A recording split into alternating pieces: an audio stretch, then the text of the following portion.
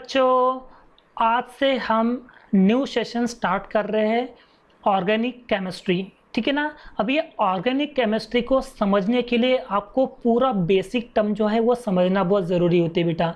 तो हम स्टार्ट कर रहे हैं बिल्कुल ज़ीरो से। मुझे नहीं पता कि आपको कितना आता है, बस मैं स्टार्ट कर रहा हूँ एकदम ज़ीरो से। ठीक है, जहाँ से हमारी केमिस्ट्री जो है वो स्टार्ट होती है। ठीक है, तो ऑर्गेनिक केमिस्ट्री जो कि ये जनरल साइंस के अंदर आता है। ठीक है बच्चों, तो जनरल साइंस को करने के लिए सबसे पहले आपको हाइड्रोकार्बन जो है ये समझना बहुत ज़रूरी होता है। ठीक है, तो हम स्टार्ट करते हैं ऑर्गेनिक केमिस्ट्री को हाइड्रोकार्बन से। ठीक है ना बच्चा। तो हाइड्रोकार्बन क्या होता है देख लेते हैं। चलिए, तो हम अभी पढ़ने जा रहे हैं बेसिकली हाइड्रोकार्बन।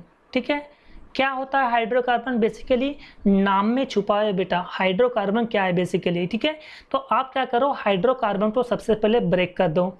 जैसे ही आप हाइड्रोकार्बन को ब्रेक करोगे तो क्या बनेगा बेटा, जरा बताओ।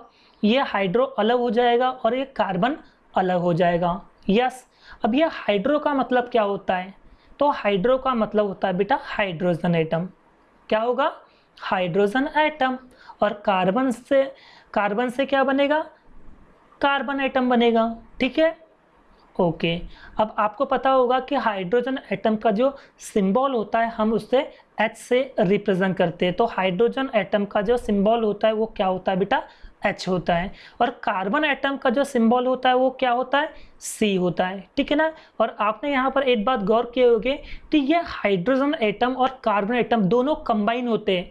जब हाइड्रोजन एटम और कार्बन एटम दोनों कंबाइन हो गए ना बेटा, तभी हाइड्रोकार्बन का फॉर्मेशन होगा।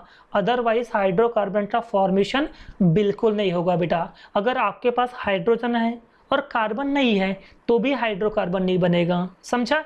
मतलब अगर आपको हाइड्रोकार्बन बनाना ही है तो दोनों चीज़ों की रिक्वायरमेंट होती है। हाइड्रोजन एटम के साथ में कार्बन एटम कंबाइन होना ज़रूरी है। ठीक है, जैसे मैं कुछ आपको एग्जाम्पल बताता हूँ जहाँ पर आपको सारी चीज़ें क्लियर हो जाएंगी। ठीक है, जैसे देखो, अगर आप एग्जाम्पल देखोगे CH4 है ना, और CH4 मतलब काय का फार्मूला है? ये होता है बेटा मीथेन का। ठीक है, आपको फार्मूला नहीं भी पता होगा तो दिक्कत की बात नहीं है। आगे हम कहाँ से ये फार्मूले डिराइव होते हैं वो सब चीज़ें अपन बेसिकली पढ़ने वाले। ठीक है, बस सिंपल याद रखो कि CH4 जैसा भी एक कंपाउंड होता है जिसे अपन मीथेन कहते हैं। ठीक है, अब ये CH4 में देखोगे तो यहाँ पर देखो ये कार्बन दिख रहा है आपको। ठीक है ना, और हाइड्रोजन भी दिख रहा है। ठीक है, तो यहाँ पर कार्बन हाइड्रोजन जो है ये कंबाइन आया या नहीं आया? ठीक है, क्योंकि यहाँ पर दोनों चीज़ें हैं इसीलिए हम इसे बोलेंगे हाइड्रोकार्बन। ठीक है, जैसे C2H5OH इसे अपन कहते हैं इथेनॉल। ठीक है ना, इथेनॉल कहते हैं। अब यहाँ पर आप देखोगे तो यहाँ पर भी कार्बन और हाइड्रोजन है। ठीक है, तो ये भी हाइड्रोकार्बन होगा। ठीक है, आपके दिमाग में आ रहा होगा सर यहाँ पर ऑक्सीजन भी आ रहा है। अरे तो हाइड्रोजन और कार्बन बस ये दो चीज़ की रिक्वायरमेंट है, बाकी वहाँ पर कितने भी एटम्स या मॉलिक्यूल्स आ जाए डजंट मैटर, कोई फर्क नहीं पड़ता। ठीक है, जैसे यहाँ पर देखोगे NH3 मतलब होता है बेटा अमोनिया। ठीक है ना, इस एग्जाम्पल में अगर आप देखोगे तो यहाँ पर हाइड्रोजन तो है बट कार्बन नहीं है। ठीक है, जब यहाँ पे कार्बन है ही नहीं तो ये हाइड्रोकार्बन होगा क्या? हाइड्रोकार्बन तो होगा ही नहीं है। ठीक है ना, वैसे H2O, और H2O का मतलब क्या होता है? वाटर। ठीक है, ये वाटर का मॉलिक्यूलर फार्मूला होता है। यहाँ पर देखोगे हाइड्रोजन तो है बट यहाँ पे कार्बन नहीं है, इसका मतलब ये भी आपका हाइड्रोकार्बन नहीं होगा। ठीक है ना, मतलब हाइड्रोकार्बन की बेसिक रिक्वायरमेंट ये होती है कि आपको हाइड्रोजन भी चाहिए और कार्बन भी चाहिए, तभी आप हाइड्रोकार्बन का फॉर्मेशन कर पाओगे। अदरवाइज आप हाइड्रोकार्बन का फॉर्मेशन नहीं कर पाओगे। समझा बच्चा? ओके, ठीक है। अब बात करें बेसिकली वर्ड रूट्स की। ठीक है ना, वर्ड रूट। ठीक है, अब ये वर्ड रूट की हमें यहाँ पर रिक्वायरमेंट क्यों पड़ी? तो हमें वर्ड रूट की रिक्वायरमेंट हमें इसलिए पड़ी क्योंकि जब यहाँ पर कोई कंपाउंड बनाएंगे अपन तो उस कंपाउंड का पर्टिकुलर कोई नाम होगा। ठीक है ना, अब वो नाम जब होगा तो भाई हो सकता है कि अपने पास कार्बन आइटम कभी 1 हो, कभी 2 हो, कभी 3, कभी 4, कभी 5। ठीक है ना, तो ऐसे अगर number of carbon atom increase हो गए तो उसके हिसाब से उसके नाम वगैरह जो है वो भी क्या हो जाए, चेंज हो जाएंगे। ठीक है, तो बेसिकली हमको 10 कार्बन आइटम के नाम याद रखना है बस। ठीक है। और आपको एनी हाउ कंडीशन आपको याद रखना ही पड़ेगा, ठीक है ना, और याद हो जाएंगे क्योंकि ये जब बार बार चीज़ें रिपीट हो जाएंगी ना तो आपको ये याद होना तय है, ठीक है। चलो, जैसे अपने पास कार्बन एटम एक है बच्चों, ठीक है। अगर हमारे पास कार्बन एटम सिर्फ एक है तो अपन उसे बोलेंगे बेटा मीथ। क्या बोलेंगे? मीथ, ठीक है। स्पेलिंग पे ध्यान देना, METH मतलब होता है मीथ, ठीक है। हिंदी में आप उसको बोलेंगे बेटा मीथ, ठीक है ना, मैथ मत बोल देना, METH मीथ होता है, ठीक है। अगर हमारे पास कार्बन एटम 2 है, ठीक है ना, अगर हमारे पास कार्बन एटम 2 है तो अपन उससे बोलेंगे बेटा ईथ, ETH मतलब होता है ईथ, सिंपल, ठीक है। अगर कार्बन एटम ऐसे 3 होते हैं, ठीक है, तो अगर कार्बन एटम 3 होते हैं तो अपन उससे बोलेंगे बेटा प्रोप। क्या बोलेंगे? प्रोप, हिंदी में अपन उससे बोलेंगे प्रोप, सिंपल है ऐसे। अगर कार्बन एटम 4 होते हैं, 4 कार्बन एटम अगर होते हैं तो अपन उससे बोलेंगे ब्यूट, ठीक है। ये BUT बट नहीं है, BUT बट भी होता है, बट किंतु परंतु लेकिन वाला बट नहीं है, ये ब्यूट है, ब्यूट, ठीक है, ध्यान से देखना, ये ब्यूट, ठीक है। कार्बन एटम अगर 5 है तो उससे अपन बोलेंगे पेंट, ठीक है ना, पेंट, ठीक है। ऐसे कार्बन एटम अगर अपने पास में 5 कार्बन एटम आते हैं तो उससे अपन बोलेंगे पेंट, ठीक है, ओके। PANT नहीं, PENT, ठीक है ना। कार्बन एटम 6 होते हैं तो हम उससे बोलेंगे बेटा हेड्स। क्या बोलेंगे यहाँ पर? हेड्स बोलेंगे, ठीक है। कार्बन एटम अगर 7 होते हैं तो आप इसे चाहो तो सेप्ट बोल दो या चाहो तो आप उसे हेप्ट बोल दो, मतलब सेप्ट भी चलता है और हेप्ट भी चलता है, ठीक है ना। हिंदी में अपन उसे सेप्ट ऐसा लिखेंगे या फिर हेप्ट ऐसा लिखेंगे, ठीक है, सेप्ट बोलो या हेप्ट बोलो, ठीक है ना। कार्बन एटम अगर 8 होते हैं तो अपन उसे बोलेंगे ऑक्ट। क्या बोलेंगे? ऑक्ट, ऑक्ट, ठीक है। कार्बन एटम अगर अपने पास में 9 होते हैं तो अपन उसे बोलेंगे नॉन। क्या बोलेंगे? नॉन। और कार्बन एटम अगर 10 है तो अपन उसे बोलेंगे बेटा डैक। क्या बोलेंगे? डैक, ठीक है। तो ये रहा 10 अपने पास में वर्ड रूट, और ये 10 वर्ड रूट आपको याद होना एनी हाउ कंडीशन ज़रूरी है, क्योंकि पूरी ऑर्गेनिक केमिस्ट्री में ये 10 कार्बन ही आपको यूज़ होने वाले हैं, ठीक है। ऐसा नहीं कि 10 ही होते, 11, 12, 13 ऐसे भी होते हैं, बट हमें वहाँ तक की रिक्वायरमेंट नहीं होती है। बस हमें कार्बन एटम 10 तक के याद कर लो, पूरी ऑर्गेनिक केमिस्ट्री आपको समझ में आ जाएंगी, ठीक है। याद कर लो, कार्बन एटम 1 है तो मीथ, 2 है ईथ, 3 है प्रोप, 4 है ब्यूट, 5 है पेंट, 6 है हेड्स, 7 है तो हेप्ट या फिर सेप्ट, 8 है तो ऑक्ट, 9 है तो नॉन और 10 है तो डेक, ठीक है। आप इसका स्क्रीनशॉट ले लेना ताकि आपको ये याद हो जाए, ठीक है बच्चों। आगे बढ़ते हैं, ठीक है। अब बात आती है हमारी वैलेंसी की, ठीक है ना। अब ये वैलेंसी बेसिकली होता क्या है, हमें वैलेंसी की रिक्वायरमेंट क्यों पड़ी? तो देखो बच्चों, वैलेंसी क्या होता है? ये बेसिक रिक्वायरमेंट होता है किसी भी एटम्स के लिए, ठीक है। जैसे आपने सुने हुए कार्बन की जो वैलेंसी होती है, कार्बन की वैलेंसी होती है बेटा 4, ठीक है ना, ये 1 2 3 4 ऐसे कार्बन की वैलेंसी होती है 4। जैसे हाइड्रोजन एटम, यह हाइड्रोजन एटम की जो वैलेंसी होती है वो 1 होती है, ठीक है ना।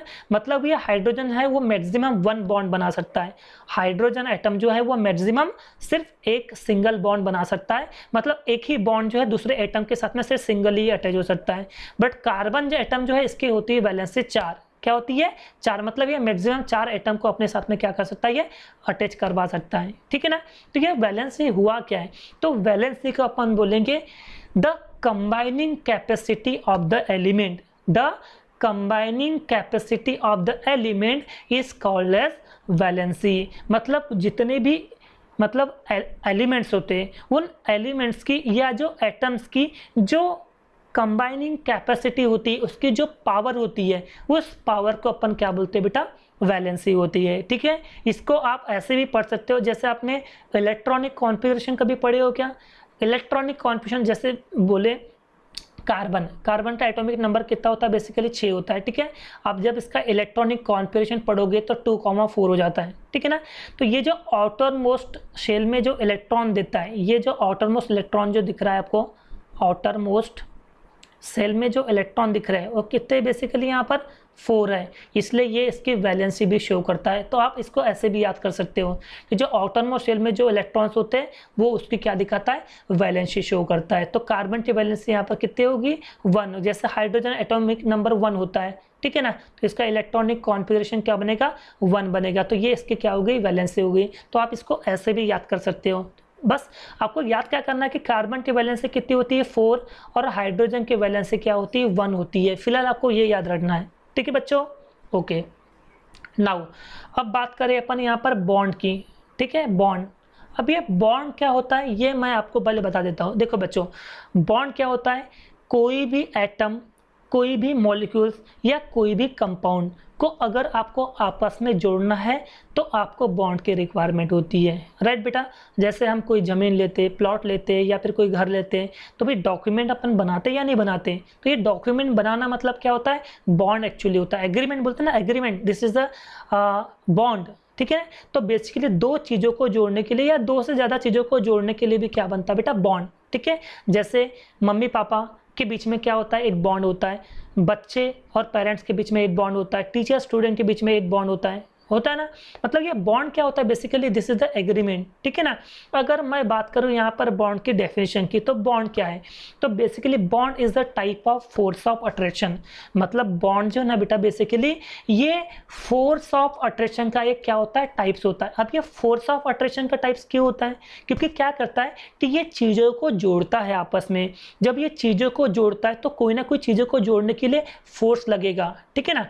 देखो क्या बोलता है, जैसे कोई दो दोस्त हैं, ठीक है, उस दो दोस्त के बीच में जो मतलब अट्रैक्शन जो है बहुत ज़्यादा है, बहुत अच्छे। मतलब क्या होता है कि मतलब बोलते हैं ना कि इनके बीच में कोई दरार नहीं आ सकती। जब इनके बीच में दरार नहीं आती है ना, और ये पक्के दोस्त है, पक्के दोस्त, इसका मतलब क्या हुआ कि उनके बीच में जो अट्रैक्शन है वो बहुत हाई है। और क्योंकि ये अट्रैक्शन बहुत हाई होता है इसलिए उनका जो बॉन्ड होता है स्ट्रांग होता है, ठीक है। वापस से वही दोस्त कुछ देर मतलब कुछ समय के बाद में क्या होता है, उनके बीच में दुश्मनी देखने मिलती है। दुश्मनी देखने मिलती मतलब इसका मतलब क्या हो गया कि कहीं ना कहीं बॉन्ड जो है वो ब्रेक हो गया। बॉन्ड ब्रेक होगा मतलब क्या होता है कि जो फोर्स ऑफ अट्रैक्शन जो उनके बीच में था वो टूट गया। मतलब बॉन्ड टूट गया, बॉन्ड टूट गया तो दोनों क्या हो गए, अलग हो गए। बॉन्ड जुड़ गया, इसका मतलब दोनों क्या हो गए, आपस में जुड़ गए। तो बॉन्ड का मतलब क्या होता है, bond is a type of force of attraction. समझा, bond is a type of force of attraction which holds, ये क्या करता है, होल्ड्स करता है। दो चीज़ों को भी जोड़ सकता है या दो से ज़्यादा चीज़ों को भी जोड़ सकता है, समझा। तो bond is a type of force of attraction which holds 2 और मोर एटम्स, 2 और मोर थिंग्स एंड फॉर्म 1। ये दो या दो से ज़्यादा चीज़ों को जोड़ता है और एक बना के देता है, ठीक है। जैसे हम अपने फैमिली की बात करें, ठीक है, तो फैमिली में जो हेड होते हैं वो पापा होते हैं, ठीक है। अगर दादाजी है तो वो हेड हो गए, या पापा जी अगर है तो वो हेड हो गए, ठीक है। हमारे फैमिली में समझो कि मम्मी पापा, 2 भाई 1 बहन है, ठीक है ना। अब ये मतलब बेसिकली 5 जो है, ये 5 जो यहाँ पर देखने जा रहे हैं तो 5 मेंबर है, ठीक है ना। अब ये पांचों मेंबर में देखोगे आप बेसिकली तो मम्मी हो गए और भाई बहन हो गए। तो ये जो मम्मी भाई बहन वाला जो काम है ना, इनको जोड़ के रखा किसने, पापा ने। इसका मतलब पापा यहाँ पर क्या हो गए, बेसिकली इनके बीच में एक बॉन्ड बन गया, ठीक है ना। अब ये बॉन्ड मतलब क्या होगा कि चीज़ों को जोड़ता है, ठीक है, और कंप्लीटली एक फैमिली बनाता है, राइट। तो bond is the type of force of attraction which holds 2 और मोर एटम एंड फॉर्म 1। डेफिनेशन समझिए बच्चों, bond is a type of force of attraction. अगर मैं सिंपल भाषा में बोलूं तो बॉन्ड बेसिकली क्या हो गया बेटा, ये टाइप है किसका, फोर्स ऑफ अट्रैक्शन का, फोर्स ऑफ अट्रैक्शन, ठीक है ना। विच होल्ड्स, ठीक है ना, 2 और मोर थिंग्स मतलब चीज़ें, एटम, मॉलिक्यूल्स, आयंस, जो भी आपको बोलना है वो बोल सकते हो। 2 और मोर एटम्स या 2 और मोर थिंग्स, ठीक है ना, विच होल्ड्स 2 और मोर थिंग्स एंड फॉर्म 1। और कितना बनाता है वो, सिंगल बनाता है, बहुत सारी चीज़ों को जोड़ता है और बनाता कितना, एक है। तो ऐसे को अपन क्या बोलते हैं बेटा, बॉन्ड, ठीक है। और हमारे यहाँ पे ऑर्गेनिक केमिस्ट्री में जो बेसिकली जो बॉन्ड होते हैं वो आपको 3 टाइप के देखने मिलेंगे, ठीक है ना। एक होता है सिंगल बॉन्ड, एक होता है डबल बॉन्ड और एक होता है ट्रिपल बॉन्ड, ठीक है। सिंगल बॉन्ड को आप रिप्रेजेंट करोगे ANE से, डबल बॉन्ड तो रिप्रेजेंट करोगे आप ENE से, और ट्रिपल बॉन्ड तो रिप्रेजेंट करोगे आप YNA से, ठीक है। सिंगल बॉन्ड तो आप रिप्रेजेंट करोगे ANE से, डबल बॉन्ड तो रिप्रेजेंट करोगे ENE से, और ट्रिपल बॉन्ड तो रिप्रेजेंट करोगे आप YNE से, ठीक है ना, ठीक है ना। जैसे मान लो कि कार्बन कार्बन के बीच में अगर सिंगल बॉन्ड है, ठीक है ना, तो आप उसको ANA से रिप्रेजेंट करोगे, क्या है, ANE। मान लो कि कार्बन कार्बन के बीच में अगर डबल बॉन्ड है तो आप उसको ENE से रिप्रेजेंट करोगे, क्या है, ENE। और कार्बन कार्बन के बीच में अगर ट्रिपल बॉन्ड है तो आप उसको क्या करोगे, YNE से रिप्रेजेंट करोगे। इसका मतलब जहाँ पर सिंगल बॉन्ड दिखता है तो समझना कि वो क्या है, ANE है। जहाँ पर डबल बॉन्ड दिख रहा है वहाँ पर क्या होगा, ENE। और जहाँ पर ट्रिपल बॉन्ड होगा वहाँ पर क्या होगा, YNE आता है। तो bond, this is the 3 types, single bond, double bond, triple bond. Single bond suffix is ANE, double bond suffix is ENE and triple bond suffix is YNE। समझा बच्चों। तो ये था बॉन्ड के बारे में, ठीक है, ओके। अब बात करें अपन बेटा हाइड्रोकार्बन के टाइप्स की, ठीक है। Types of hydrocarbon, types of hydrocarbon. तो ये हाइड्रोकार्बन के टाइप्स क्या क्या होते, चलो वो अपन मेनली पढ़ लेते, ठीक है। चलिए, तो सबसे पहले अपन लिखते हैं बेटा हाइड्रोकार्बन। ट्री डायग्राम बनाता हूँ ताकि आपको चीज़ें समझ में आ जाएगी। ये देखो हाइड्रोकार्बन, तो हाइड्रोकार्बन हमने क्या बताया, hydrocarbon is the combination of hydrogen atom and carbon atom, या hydrocarbon is the compound which containing hydrogen atom and carbon atom. जहाँ पर भी हाइड्रोजन और कार्बन जिस कंपाउंड में होता है उसे अपन क्या कहते हैं, हाइड्रोकार्बन, ठीक है ना। और बेसिकली अगर हाइड्रोकार्बन को मैं डिवाइड करूँ बेटा, तो वैसा हाइड्रोकार्बन के बहुत सारे टाइप होते हैं, पर हमको यहाँ पर रिक्वायरमेंट सिर्फ 2 की है, ठीक है। 2 मेनली टाइप के होते हैं बेटा, ठीक है। कौन से, एक होता है एलिफेटिक, क्या होता है, एलिफेटिक हाइड्रोकार्बन, और एक होता है बेटा एरोमेटिक हाइड्रोकार्बन, ठीक है। एक होता है एलिफेटिक हाइड्रोकार्बन और एक होता है एरोमेटिक हाइड्रोकार्बन। अब ये एलिफेटिक और ये एरोमेटिक हाइड्रोकार्बन क्या होता है ये मैं आपको सबसे पहले बताता हूँ बेटा। और हमें यहाँ पर हाइड्रोकार्बन का 2 चीज़ों में डिवाइड करने की रिक्वायरमेंट क्यों पड़ी वो भी मैं आपको बता देता हूँ। देखो बेटा, एलिफेटिक का मतलब होता है ओपन चेन कंपाउंड, ठीक है, ध्यान से समझना है। ये पूरी ऑर्गेनिक केमिस्ट्री का ढांचा है, ये पूरी बॉडी है। अगर आपने इस टाइप्स ऑफ हाइड्रोकार्बन को समझ लिए तो आपको ऑर्गेनिक केमिस्ट्री बिल्कुल इजी होना स्टार्ट हो जाएगी। और अगर आपको हाइड्रोकार्बन के टाइप्स समझ में नहीं आएंगे तो कहीं ना कहीं आपको ऑर्गेनिक केमिस्ट्री में दिक्कत जाएंगी ही जाएंगी। इसलिए आप अगर चाहते हो कि आपका ऑर्गेनिक केमिस्ट्री स्ट्रांग बने तो आपको ये सब चीज़ें समझना बहुत ज़रूरी है, ठीक है। तो हमने क्या बोले, एलिफेटिक का मतलब क्या होता है, ओपन चेन कंपाउंड, क्या कहते हैं, ओपन चेन कंपाउंड, ठीक है। और एरोमेटिक का मतलब होता है क्लोज चेन कंपाउंड। कौन सा, क्लोज चेन कंपाउंड, ठीक है। अब ये ओपन चेन कंपाउंड और ये क्लोज चेन कंपाउंड तो हम डिफ्रेंशिएट कैसे करेंगे, हम कैसे आइडेंटिफाई करेंगे, कैसे पहचानेंगे कि कौन सा ओपन चेन कंपाउंड है और कौन सा क्लोज चेन कंपाउंड है। तो देखो बच्चों, आपके पास मैं कुछ एग्जांपल देता हूँ जहाँ पर आपको चीज़ें समझ में आ जाएंगी। जैसे मान लो कि ये एक कंपाउंड है, ठीक है ना, ये एक कंपाउंड है, ठीक है, और ये वाला एक कंपाउंड है, ठीक है, और कुछ ऐसे कंपाउंड है, ठीक है ना, और कुछ ऐसे कंपाउंड है, ठीक है, या कुछ ऐसे कंपाउंड है। अब यहाँ पर देखो बेटा, तो जैसे यहाँ पर इस पॉइंट से स्टार्ट हुआ और ये कभी इस पॉइंट पे ख़त्म हुआ, कभी इस पॉइंट पे, ठीक है। आप यहाँ पर देखोगे बेटा तो कहना कि ये ओपन फॉर्म है, ठीक है।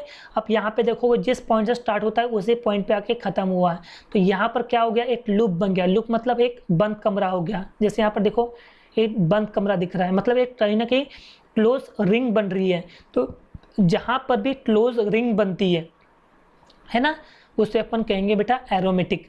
मतलब ये हो गया रिंग टाइप ऑफ स्ट्रक्चर। जहाँ पर भी आपको जिस स्ट्रक्चर में आपको रिंग बनाई हुई दिखे, रिंग दिखे, रिंग, तो जहाँ पर भी आपको रिंग, रिंग का मतलब समझता है बन, जैसे अपन वो पहनते ना अंगूठी, तो ये जो अंगूठी जो रिंग होती है तो ऐसा बंद, जैसे साइकिल का टायर एक बंद रहता है, ठीक है, बंद कमरा। तो जहाँ पर भी आपको रिंग टाइप के स्ट्रक्चर देखने मिले तो समझ आना कि वो कौन से कंपाउंड है, एरोमेटिक कंपाउंड है, ठीक है। और बेसिकली यहाँ पर जो एरोमेटिक कंपाउंड है मतलब क्लोज चेन कंपाउंड, जिसे अपन रिंग टाइप ऑफ स्ट्रक्चर भी बोलते हैं, ठीक है ना। तो ये दो बेसिकली पढ़ने वाले हैं, एक पढ़ेंगे बेंजीन और एक पढ़ेंगे साइक्लिक, ठीक है। डिटेल्स में पढ़ेंगे, आप दिक्कत मत लो, टेंशन मत लो, डिटेल्स में पढ़ने वाले। एक आएगा बेंजीन और एक आएगा साइक्लिक, ठीक है। और ये दोनों के दोनों कैसे एरोमेटिक कंपाउंड है जो कि रिंग टाइप में आने वाले, ठीक है। चलो अब बात कर लेते हैं एलिफेटिक की। तो एलिफेटिक का मतलब क्या हो गया, ओपन चेन कंपाउंड। क्या हो गया बच्चों, ओपन चेन कंपाउंड, ठीक है। और ये जो ओपन चेन कंपाउंड जो है ये वापस से दो टाइप है, दो टाइप में डिवाइड हो जाते हैं। मतलब aliphatic compound are further divide into two types. Why ये डिवाइड क्यों हुआ, वो डिवाइड इसलिए होता है क्योंकि कुछ कार्बन एटम के बीच में जो है सिंगल बॉन्ड आते हैं, कुछ डबल बॉन्ड आते हैं और कुछ ट्रिपल बॉन्ड होते हैं। जैसे ये वाली जैसे चेन आप देख रहे हो, ठीक है। तो ये वाली चेन सिंगल बॉन्ड की हो गई, ये आप देख रहे हो डबल बॉन्ड की हो गई, और ये वाली जो चेन देख रहे हो और ट्रिपल बॉन्ड की हो गई। तो अगर कोई सिंगल बॉन्ड है तो उसे अपन क्या बोलेंगे, डबल बॉन्ड है तो क्या बोलेंगे, और ट्रिपल बॉन्ड है तो क्या बोलेंगे, ठीक है। तो इसलिए हमने इसको दो टाइप में डिवाइड किए, ठीक है। अगर मान लो कि कभी सिंगल बॉन्ड आता है तो उसे अपन बोलेंगे बेटा एलिफेटिक। क्या बोलेंगे अपन उसे, एलिफेटिक, याद कर लो नाम, एलिफेटिक, ठीक है ना। सॉरी एलिफेटिक नहीं, सैचुरेटेड, सैचुरेटेड, ठीक है ना। अगर आपको कार्बन कार्बन के बीच में सिंगल बॉन्ड दिखाई देता है तो अगर सिंगल बॉन्ड दिखाई देता है पूरा, अगर कंपाउंड सिंगल बॉन्ड से भरा हुआ है, समझ जाओ कि वो क्या है, सैचुरेटेड कंपाउंड है। कौन सा, सैचुरेटेड। और सैचुरेटेड हमेशा क्या होता है बेटा, सिंगल बॉन्ड, और सिंगल बॉन्ड का सफिक्स क्या होता है, ANE होता है। सैचुरेटेड का मतलब होता है सिंगल बॉन्ड। अगर पूरे कंपाउंड में सिंगल बॉन्ड भरे हुए हैं उसे अपन कहते हैं सैचुरेटेड, और सैचुरेटेड का मतलब होता है सिंगल बॉन्ड, जिसे हम रिप्रेजेंट करते हैं ANE से, ठीक है। और अगर हमारे पास डबल बॉन्ड या ट्रिपल बॉन्ड आते हैं तो डबल बॉन्ड या ट्रिपल बॉन्ड तो अपन बोलेंगे अनसैचुरेटेड। क्या बोलेंगे, अनसैचुरेटेड। अनसैचुरेटेड में डबल बॉन्ड भी आएगा और ट्रिपल बॉन्ड भी आएगा, मतलब मल्टीपल बॉन्ड जहाँ पर होते हैं, मल्टीपल बॉन्ड मतलब एक से ज़्यादा, डबल बॉन्ड ट्रिपल बॉन्ड। तो डबल बॉन्ड और ट्रिपल बॉन्ड जो कंटेन करता है उसे अपन कहेंगे अनसैचुरेटेड। और डबल बॉन्ड का मतलब क्या होता है, ENE रिप्रेजेंट करते हैं ना, ENE से, और ट्रिपल बॉन्ड को हम YNE से रिप्रेजेंट करेंगे बेटा, समझा। तो हमने क्या बोले, मैं रिपीट करता हूँ, हाइड्रोकार्बन क्या होता है, hydrocarbon is the compound which containing hydrogen atom and carbon atom. Hydrocarbon एक ऐसा कंपाउंड होता है जिसमें हाइड्रोजन और कार्बन दोनों एटम हो, ठीक है।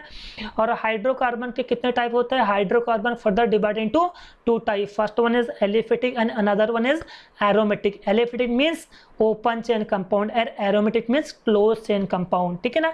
और ये ओपन चेन कंपाउंड मतलब एलिफेटिक जो है ये फर्दर डिवाइड होता है दो टाइप में, एक होता है सैचुरेटेड और एक होता है अनसैचुरेटेड। सैचुरेटेड का मतलब होता है सिंगल बॉन्ड और अनसैचुरेटेड का मतलब होता है डबल बॉन्ड या triple bond. Single bond suffix is ANE, double bond suffix is ENE and triple bond suffix is YNE। और ये जो एरोमेटिक जो होता है, एरोमेटिक मतलब होता है क्लोज चेन कंपाउंड, मतलब जितने भी रिंग टाइप के स्ट्रक्चर आपको दिखाई दे, ठीक है, तो समझ जाओ कि वो क्या रहेगा, आपका एरोमेटिक कंपाउंड रहेगा। तो ये बेसिकली दो टाइप होते हैं हाइड्रोकार्बन की। और ये जितनी भी इस लेक्चर में हमने जितनी भी चीज़ें पढ़े, जैसे हाइड्रोकार्बन क्या होता है, बॉन्ड क्या होता है, वैलेंसी क्या होता है, ठीक है, टाइप्स ऑफ हाइड्रोकार्बन क्या होता है, और ये वर्ड रूट, ये सारी चीज़ें आपको आना बहुत ज़रूरी है बेटा, ठीक है। आप इस चीज़ को अच्छे से समझ लो, ठीक है। और बाकी की सारी चीज़ें जो है वो नेक्स्ट लेक्चर में अपन पढ़ेंगे। तो आपका इस लेक्चर को पूरा देखने के लिए आपका बहुत बहुत धन्यवाद। Thank you so much.